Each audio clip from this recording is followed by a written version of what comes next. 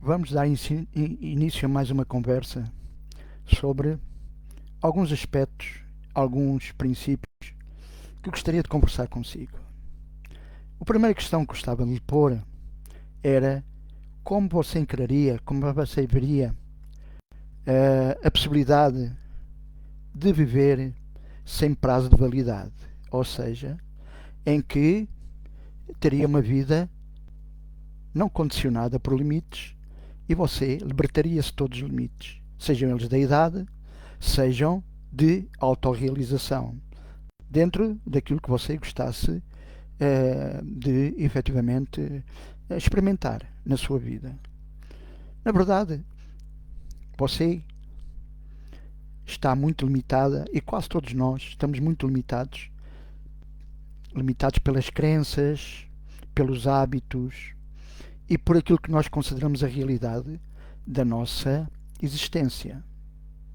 Vivemos neste planeta 70, 80, 90 e alguns ultrapassam com alguma possibilidade, que é o máximo que nós acreditamos que podemos viver. E durante esse tempo vivemos uma existência muito limitada, em que não sabemos, não temos a mínima noção de que, efetivamente, temos um potencial, um poder interior que nos está, portanto, ou que nos é desconhecido por não conhecermos.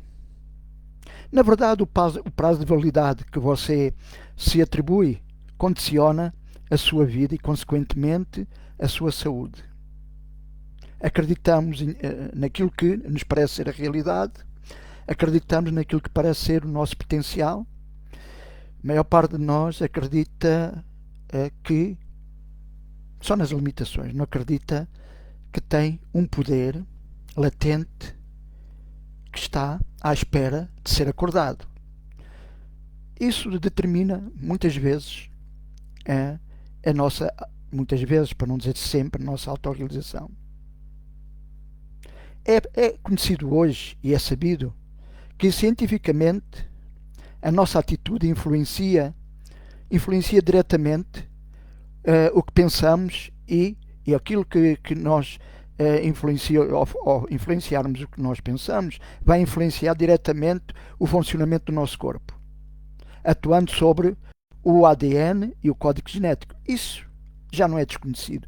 Isso é uma realidade que é científica e quando os cientistas dizem, fazem afirmações, passa a ser uma realidade. Na verdade, é que essas teorias vão caindo umas atrás das outras.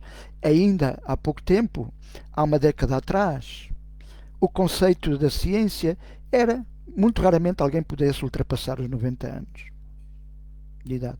Hoje é a própria ciência que está a pôr a fasquia nos 120 anos. E alguns cientistas já ultrapassaram isso. Alguns cientistas já começam a falar irmos na direção dos 140, 150 anos. A verdade é que nós, com as crenças que temos atualmente, muito dificilmente haverá alguém que você um dia veja que atingiu essa idade. As pessoas, tirando alguns pobres que eu já mencionei aqui, a maior parte das pessoas limitam-se ou ficariam muito contentes se chegassem aos 90 anos com alguma capacidade ainda de interagir socialmente. Na verdade, viver uma existência baseado na medicina geriátrica, ou seja, estando dependente de apoios paliativos ou outros, isso não é viver. Eu considero viver uma vida em que tenhamos todas as capacidades latentes e as possamos utilizar. Na verdade, há bocado falei que nós temos um poder, falei que temos um poder que está latente em nós, um poder interior. Então, era bom que você tentasse reter ou ouvir as palavras que eu vou dizer e escrevesse-as num papel e repeti-las durante muito e muito tempo, diariamente, até isso ficar programado. Então, o seu poder pessoal vem da sua força interior. A força interior não advém de um simples poder. Pois, mas a maior parte das pessoas, ou a maior parte do mundo, entende isto ao contrário. É que o poder sem força interior é uma ilusão. Temos tido vários personagens no planeta, e estou-me a lembrar, por exemplo, do Hitler. Chegou a uma altura dele ter muito poder, mas era um poder externo, não era um poder interior. Se fosse um poder interior, não tinha feito o que fez. Teria usado esse poder interior para elevar a Alemanha a outro nível, mas não usando a guerra como e destruindo quase uma raça ou um povo pela maneira como que ele utilizou. Então, o poder sem força interior é uma ilusão. Mas, isto quero que você fique bem ciente disso, a força interior sem unidade é uma mentira. O que é que isso quer dizer? Quer dizer que só quando você reconhecer que você e Deus são são uma unidade, e como dizia Jesus, eu não posso, mas o Pai que está em mim pode. Aquilo que ele fazia, quando ele fazia coisas que ultrapassavam as limitações de qualquer outro ser humano, não era porque ele era especial. Sim, era um indivíduo com um conhecimento que poucos tiveram até hoje. Mas porque ele tinha uma crença. Ele era filho de Deus e Deus deu-lhe toda essa herança. E quando ele falava em nome de Deus, ele podia fazer tudo o que fosse necessário fazer. Portanto, nós dizemos que andar sob a água é impossível. Nós dizemos que ressuscitar mortos é impossível. A medicina consegue o fazer, mas não de pessoas mortas há vários dias, mas sim a reanimação. Hoje é um processo, desde que o cérebro não esteja sem oxigênio e muito tempo, efetivamente, sem ele, consegue-se fazer uma reanimação. Com algumas mazelas às vezes, mas consegue-se fazer. Então quer dizer que transformar água em vinho, mas muitas das curas que ele fez, de curar leprosos, de curar inválidos, aleijados, foi só porque simplesmente ele acreditava que o podia fazer e sabia de onde ele tinha vindo e quem ele era. Nós não sabemos. Esse é o problema. Nem os próprios discípulos o sabiam. O que quer dizer, não. Ouviam-no e não o compreendiam. Estamos a falar dos anos principais da nossa era depois de Cristo, em que o conhecimento científico e o conhecimento das pessoas, a capacidade mental das pessoas, não é como hoje. Portanto, a linguagem dele ultrapassava inclusivamente a capacidade dos apóstolos perceberem, e da pessoa comum muito menos, não é? Portanto, eles lidavam com ele diariamente, tinham dificuldades. Vejam as outras pessoas, como é que quanto mais dificuldade não teriam. Então, mas na verdade, foi só a Igreja que descreveu isso, mas sabemos que ele realizou, efetivamente, a maior parte e outras que não são conhecidas daquilo que está escrito sobre ele. Quer dizer que ele também superou a morte. Acho que essa foi uma das ações que mais manipulada foi pela Igreja. Mas de qualquer maneira foi um facto naquela altura. Ele superou a morte. Aliás, a morte é só um estado. O morrer é só transitar para um outro estado de consciência e de densidade. Nós precisamos de um corpo para vivermos nesta terceira dimensão. O corpo é-nos, portanto, portanto, constituído, nos doado para efetivamente podermos fazer todo esse trajeto que é necessário. O problema é que quando estamos aqui no planeta, devíamos efetivamente utilizá-lo para coisas nobres, coisas para evoluirmos, para crescermos, para relembrarmos porque é que temos um corpo e o que é que estamos aqui a fazer. Se nós nos relembrássemos porque é que temos um corpo e porque é que estamos aqui a fazer, relembraríamos de onde viemos e quem somos. Então os limites desapareceriam. Mas isso destruía o jogo. Um jogo, mas isto é um jogo. Chamemos-lo assim. Você, mais uma vez que está neste planeta, como eu e todos os outros, todos os milhões de pessoas que estão aqui no planeta, decidiram, mais uma vez, entrar num corpo físico e voltar a fazer todo um processo de experiência. Ao contrário, como eu já aqui disse, de que a espiritualidade anuncia, nós estamos aqui na escola para aprender. Isto não é uma escola. Portanto, nós estamos aqui só para nos relembrar de quem somos. Não o conseguimos fazer porque as nossas crenças limitaram-nos. Limitaram a nossa capacidade de efetivamente o fazer. E porquê é que nós temos essas crenças? Porque houve um propósito de nos incutir essas crenças para nós não nos lembrarmos. Para sermos fracos, para sermos pecadores, para não percebermos que temos um potencial interior enorme, um potencial divino. Então, consideramos que somos seres humanos, muito limitados, com pouca capacidade, portanto, de transformação, seja em nós, seja no que está à nossa volta. A física quântica hoje em dia diz que o observador cria a sua realidade. É verdade que assim é. Está provado cientificamente. Mas essa realidade é criada segundo as crenças, segundo aquilo que nós acreditamos que o mundo é, que nós somos dentro desse contexto. Agimos em conformidade com esse contexto. Não podemos proceder de outra maneira. Para o poder fazer, precisamos de anos de transformação, anos de conhecimento e de procura, de busca.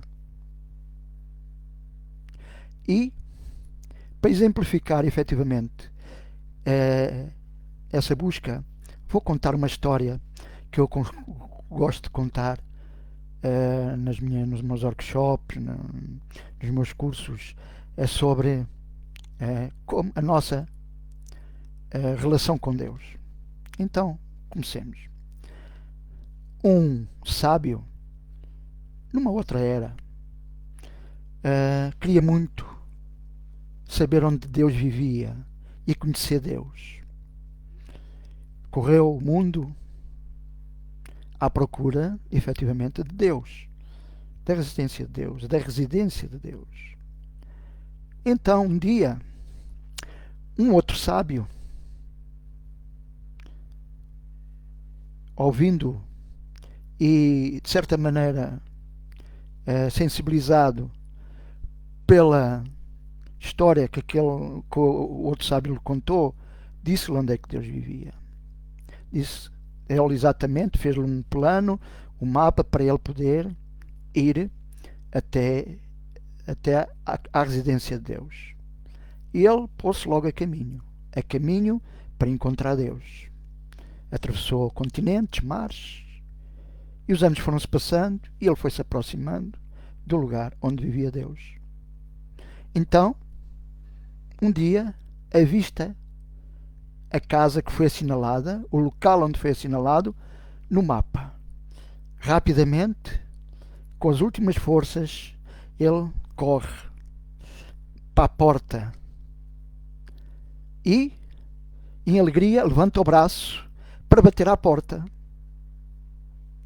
Quando ia a desfechar, efetivamente, o golpe, a batida na porta, quando ia começar a bater, lembrou-se: toda a minha vida fiz esta busca. Ando há 70 anos à procura de Deus. Se eu bater aqui à porta e Ele me aparecer, o que é da minha busca? O que é destes 70 anos? Então é melhor eu não bater e continuar a procurar. Agora, pelo menos, eu já sei onde não devo procurar. E somos todos assim. Bem, todos não. A maioria de nós é assim. A maioria de nós procura sempre no lugar errado. Porque tem medo de sair do lugar de conforto, de ir procurar no lugar certo. Procurar Deus nunca esteve lá fora. Sempre esteve dentro de nós. Tão simples, tão fácil, tão acessível. Mas dá uma grande trabalheira. E para isso é que a maior parte das pessoas não o procuram. Há uma frase no Curso em Milagres que diz: muitos serão os chamados, poucos responderão. Um dos maiores mecanismos ou dos maiores impedimentos que temos de fazer esse processo é o nosso ego ou o nosso eu externo. Sempre que alguém pensa em começar um processo como esse, o que acontece é que todo o processo se vai efetivamente apaziguando, ou seja, a pessoa começa a pensar em começar uma via espiritual, escolhe uma via espiritual e começa. O que vai acontecer é que vai haver muitos impedimentos, vai haver muita resistência. Hoje não me apetece, hoje não é um dia bom, amanhã vai ser melhor, hoje tenho muitas preocupações, se calhar não é bem isto que eu pretendo. Ou seja, o ego vai arranjar uma série de impedimentos, de conjunturas para afastar o pretendente ao caminho da autorrealização, porque não quer perder o controle sobre aquela mente. A nossa mente, as pessoas ainda não perceberam que tem de haver um empenhamento num conceito espiritual. Pessoalmente, eu não me considero um ser espiritual, considero-me um ser metafísico, além da física, ou a nova espiritualidade, porque a velha espiritualidade está muito gasta, está viciada. Luz contra a escuridão, os bons contra os maus, uma treta. Eu considero que o maior problema que temos, efetivamente, para romper, para despertar o poder da nossa mente, é efetivamente nós percebemos que há uma consciência social que alienada ou condicionada e que nós estamos presos a essa consciência social. Faz parte do processo, faz parte desse processo, desse jogo. Ora, só rompendo com essa consciência, só quando despertamos e percebemos que eu vivo com a consciência social, mas não dentro da consciência social, não se tem de estar limitado pela consciência social, não tenho de estar limitado se os outros vão todos se deitar ao poço, eu não tenho de ir a me deitar ao poço. Tenho consciência que não vai resultar eu deitar-me ao poço. As pessoas gostam muito, a maioria das pessoas gostam muito do mesmerismo. Ficam muito incomodadas quando alguém é diferente, e às vezes tem razão. Essa diferença pode ser um desvio comportamental. Não quando essa diferença lhe está a mostrar, está a espelhar nele aquilo que ele devia seguir. Ou seja, Nós não nos gostamos de espelhar, ou gostamos de espelhar naqueles que são iguais a nós. Aqueles que não são iguais a nós, que são muito poucos, a nós achamos e apontamos como esquisitos. O que é um esquisito? É alguém que não se comporta da mesma maneira que nós. Se calhar é mais bondoso, é mais compreensivo, manda para as ortigas a maior parte das vossas crenças e dizem que aquilo é charlatanice, que deviam pensar. Isso incomoda. Incomoda porque o nosso eu externo está, ou o nosso eu alienado ou condicionado está habituado a alimentar-se disso. Então, como já vimos e como começámos a nossa conversa, será que romper limites é fácil? Se fosse fácil, toda a gente o fazia. E você está cá para isso mesmo. É para romper os limites. É para voltar a saber quem é. Quem é? Não o seu corpo. Não esse visual. Mas o que está dentro do corpo. Chame-lhe o que quiser. Eu superior, que eu discordo, porque não há nada superior. Mas pode chamar o eu interior. Eu concordo. A sua alma, o seu espírito, que são coisas diferentes, mas que geralmente são postas tudo dentro do mesmo saco. O seu espírito é observador. A sua alma só está aí a registrar. Para quando você se for embora, levar a informação. Para você uma vez depois rever e pensar novamente em voltar para um planeta condicionado e voltar a repetir as mesmas asneiras, os mesmos procedimentos. E já está a fazer isso há milhares e milhares de anos. Se calhar, não acha que estaria na altura de parar? Não estaria na altura de pensar que se calhar pode dar a volta a seu favor? O que é que seria viver sem limites? Primeiro, deixava de pensar no passado, onde está sempre agarrado, e na perspectiva do futuro, pois ele ainda não chegou. Só há o agora. Este agora, garanto-lhe que existe. O resto não existe. Já não existe. Um já foi e o outro ainda não veio. Portanto, não vale a pena estarmos a fazer planos, perspectivas. Quando você começa a pensar assim, começa a ter um pensamento ilimitado. Quando começar a pensar ilimitado, o que é que quer dizer isso, pensar ilimitado? Não julgar os pensamentos. Sempre que você julga um pensamento, já o limitou. E se o limita, você limita-se. Se pensar que pode viver milhares de anos, o corpo vai responder assim. Se você pensar, era bom que eu chegasse aos 140 anos, já se limitou. Tudo que você decidir já é como se tivesse dado uma ordem ao universo, desse uma ordem ao seu ADN. Já tomou uma ação mental. Então, pensamento ilimitado é difícil de trabalhar. Mas, se não, na primeira fase, se não conseguir trabalhar com os pensamentos ilimitados, ou seja, deixá-los chegar, observá-los e não julgar, não criticar, não pôr em causa o pensamento, seja ele qual for, só são pensamentos. Agora, nós quase sempre o que pensamos é que temos de partir para uma ação, temos de planear. Isso também ajuda. Como? Focar-se em objetivos. Primeiro devia criar uma missão para a sua vida. A sua vida tem de ter uma missão consciente. Trabalhar não é uma missão. É uma limitação. Então não vamos. Não, mas eu preciso trabalhar. Você acredita nisso? Mas terá de o fazer. Mas não é uma missão. É só um facto. Uma consequência que você aceita porque é necessária. Porque nesta consciência social você tem de o fazer. Eu disse há pouco, de estar dentro da consciência social, estar com a consciência social, mas não dentro dela. Ou quer dizer, tem de pôr um pé cá fora. Começar a perceber que tudo o que está à sua volta é uma projeção. Nada disto é real.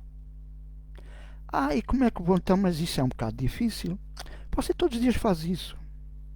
Todos os dias cria crenças, todos os dias cria o seu dia. Agora só tem de mudar. Tem de pensar como é que quer o dia para si, como é que as coisas quer que elas funcionem e planificar. Foco. Então, se calhar, para ajudá-lo, vou fazer uma afirmação que depois escreverá num papel e vai repetindo-a regularmente até ela se instalar no seu subconsciente. As afirmações, há muitas áreas, a psicologia, a nova psicologia diz que 21 dias e a afirmação está instalada. Não é bem assim. Não é bem assim. Se a afirmação ultrapassa, se for uma pequena coisa, talvez, se for uma afirmação em que vai mexer com as suas crenças raiz, a afirmação não se instala. Tão depressa vai precisar, se calhar, de anos, ou então de você ser submetido à hipnose para instalá-la, porque a crença mãe ou a crença raiz vai estar a dizer que aquilo que você está a dizer, e próprio mesmo você não vai acreditar muito. Nisso não vai acreditar mesmo. Ou seja, primeiro você tem de se convencer a si próprio de que a afirmação que está a fazer é uma verdade.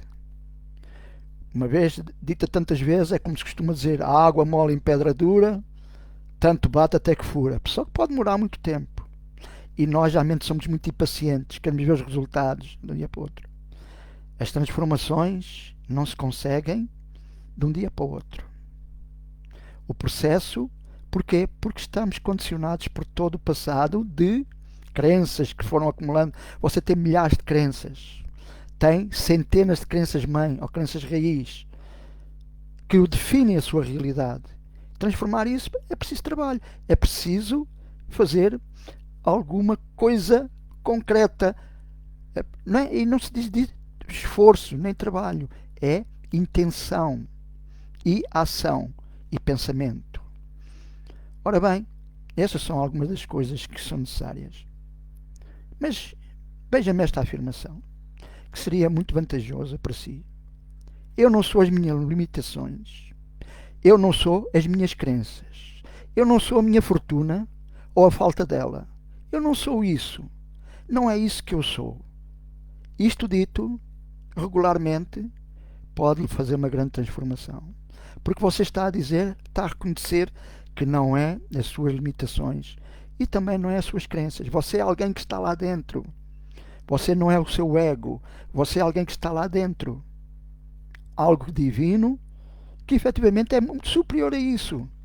Não tem limites não tem limites de limitações, não tem limites de crenças. A fortuna terá toda a que quiser quando efetivamente saber que o Pai já lhe deu tudo. Você é que não sabe. Aliás, é outro assunto que eu vou sair e vamos falar disto.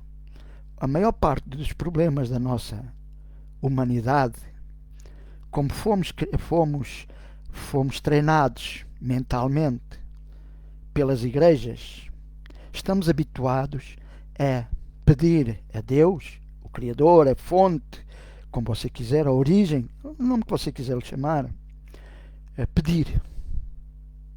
E quando se pede, diz a igreja, pede para receberes. Não, nunca vai acontecer, por isso é que nunca acontece.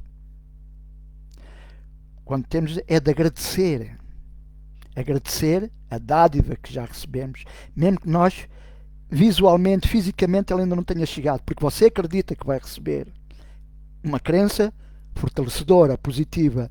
Se você acreditar que não há outra alternativa senão receber aquilo que você precisa ou deseja, agradecendo, em gratidão, por amor, pura aceitação, isso terá de acontecer. O universo são leis universais, elas funcionam assim.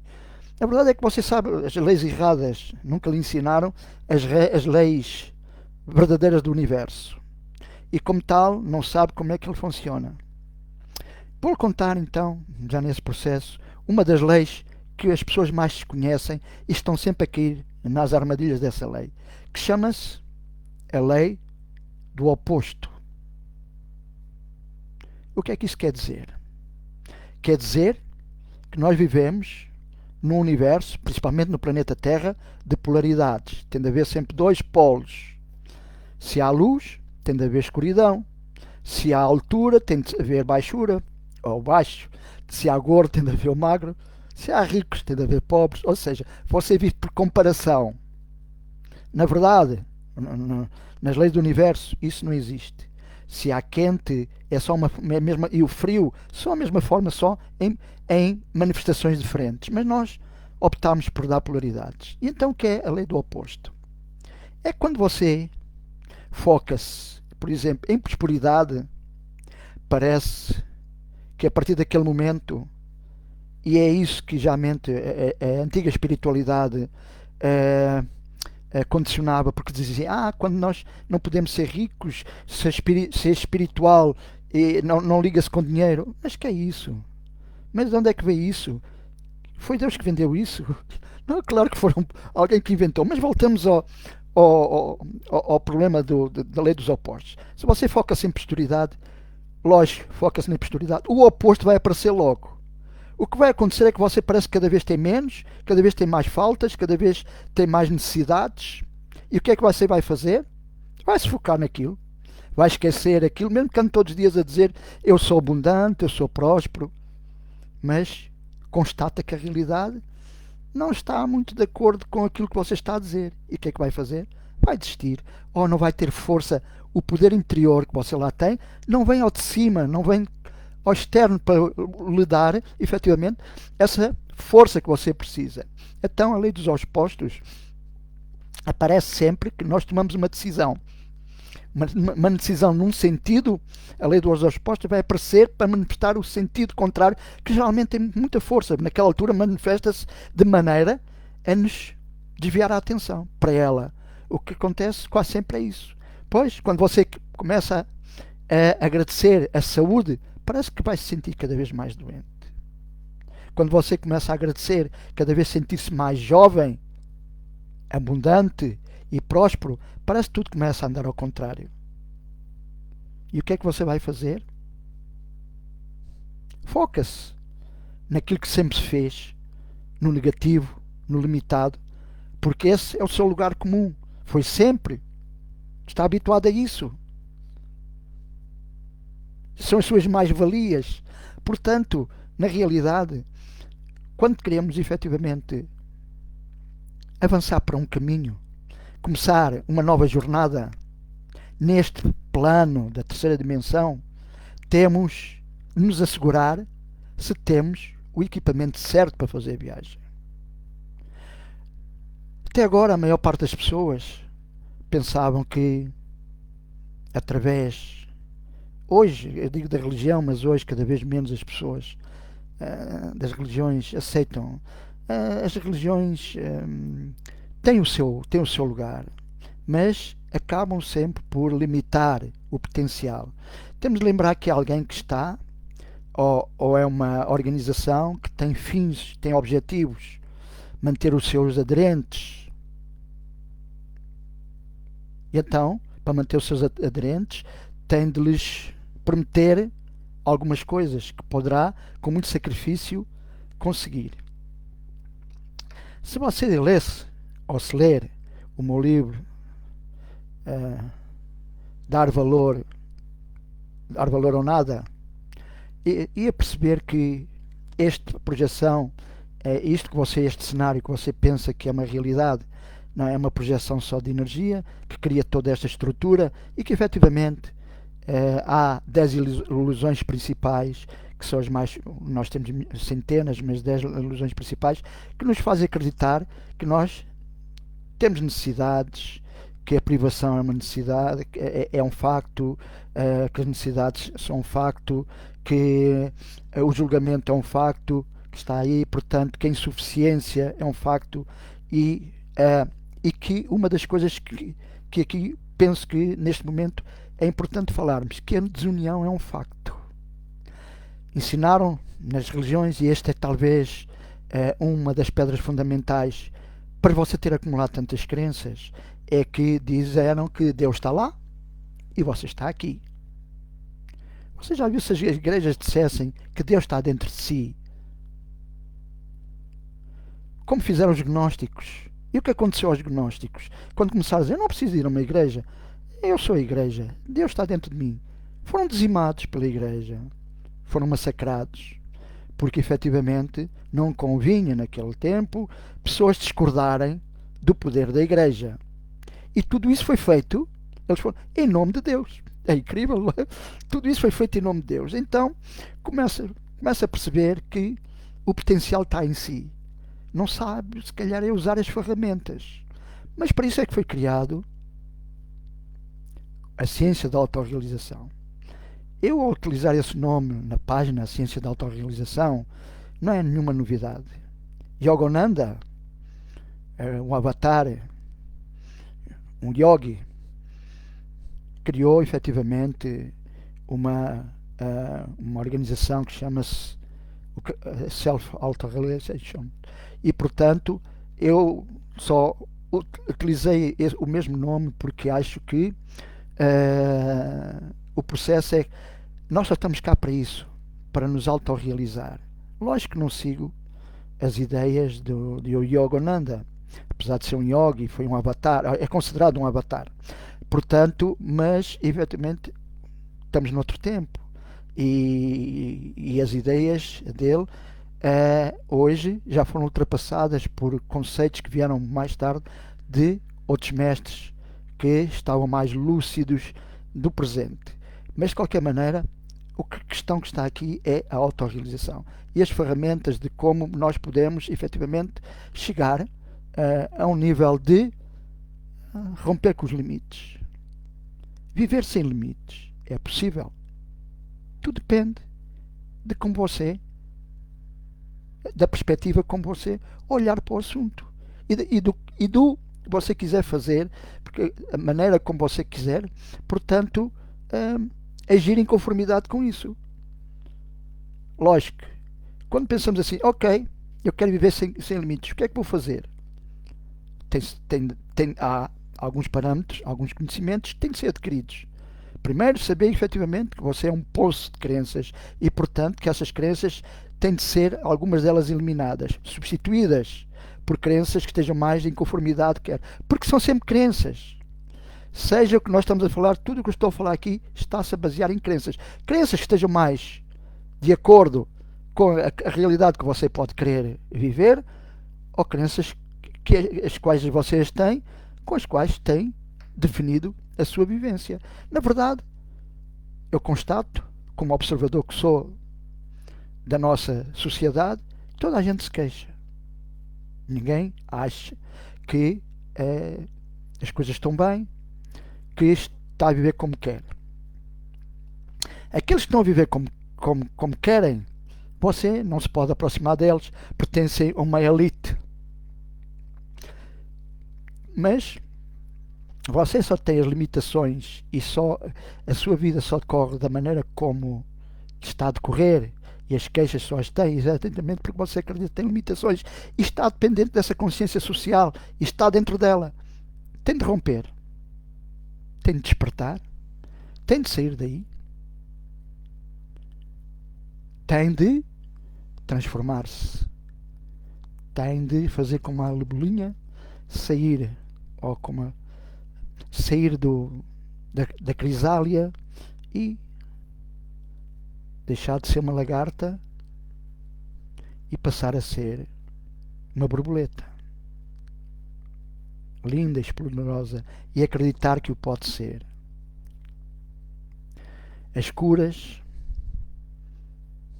a abundância, a prosperidade estão aí. Nem é algo que só alguns privilegiados podem ter. Não há algum que seja um favorito de Deus que pode ter. Deus não tem favoritos. Somos todos filhos dele. Somos todos um. A lei do um é um dos conceitos que eu utilizo no Self-Renewal Guru. É um princípio. A unidade é importante. Enquanto você não souber que está em unidade com Deus, e ter a consciência perfeita disso, você não pode transformar-se. Porque vai pensar que todas as bênçãos que vai receber vêm de algum sítio do universo. Não, elas já estão aí. Estão à espera que você as receba. Você já tem tudo. Desde que acredite que está em unidade com Deus. Quando estamos em unidade com Deus, sabemos que tudo que nós precisarmos, tudo que nós quisermos, está disponível para nós. Esse é o grande problema. É nós chegarmos ao conceito de sabermos que somos efetivamente um com Deus. Tenho posto este assunto aos meus alunos regularmente e vejo quanto é difícil passar a fasquia. É engraçado que num dos últimos cursos que eu dei, um dos participantes disse frontalmente que era ateu, não acreditava.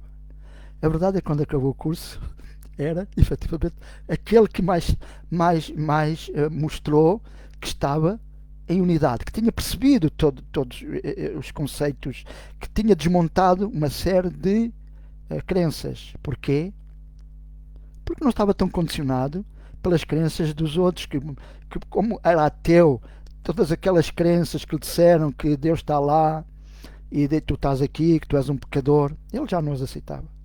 Portanto, não aceitava. Mas com o decorrer do próprio curso, quando ele começou a perceber que sim, afinal, sim, há uma fonte, acredito perfeitamente que há uma fonte. A palavra de Deus não tem de ser, não é importante nesse contexto. A palavra de Deus foi criada pelas religiões. Podemos considerar que será a fonte, a origem, portanto, a palavra indicada. Já tive alguns alunos que tinham dificuldade com a palavra de Deus e por isso que às vezes, e com a imagem que criaram de Deus.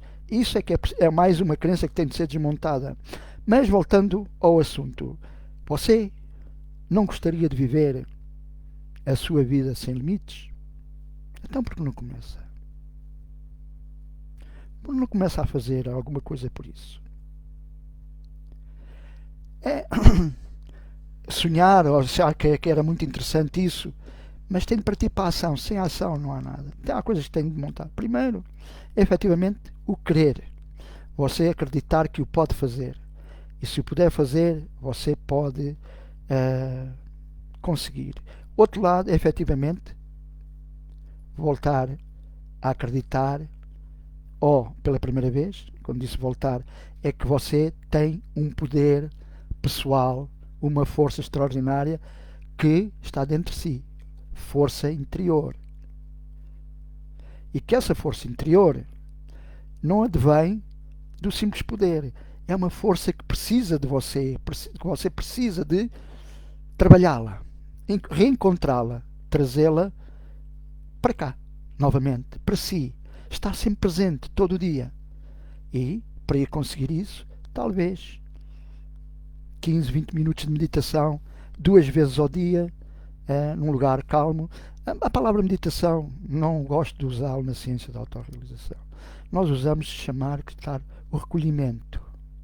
Estar recolhido, calmo, tranquilo, fechar os olhos, concentrar-se na respiração e deixar estar. Observar os pensamentos que vêm e vão e deixá-los ir. Um dia vai encontrar o seu eu interior. E a partir desse dia, muito em si vai mudar. Até lá, esperemos que nos encontremos mais algumas vezes nestas palestras em vídeo. Até sempre, para a semana, voltaremos a nos encontrar.